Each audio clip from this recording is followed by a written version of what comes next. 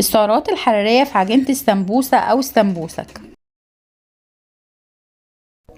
المعلومات الغذائية في عجينة السمبوسة أو السمبوسك لل100 جرام: السعرات الحرارية 270 سعر حراري، بروتين 8 جرام، كربوهيدرات 44 جرام، دهون 7 جرام.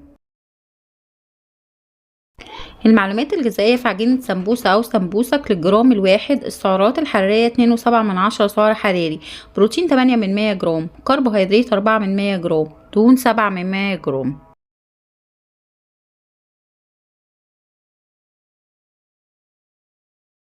المعلومات الغذائية في عجينة سمبوسة أو سمبوسك لشريحة واحدة بوزن 11 جرام زي ما شفنا في الفيديو السابق: السعرات الحرارية 29 سعر حراري، بروتين 9 جرام، كربوهيدرات 4.8 جرام، دهون 8 جرام.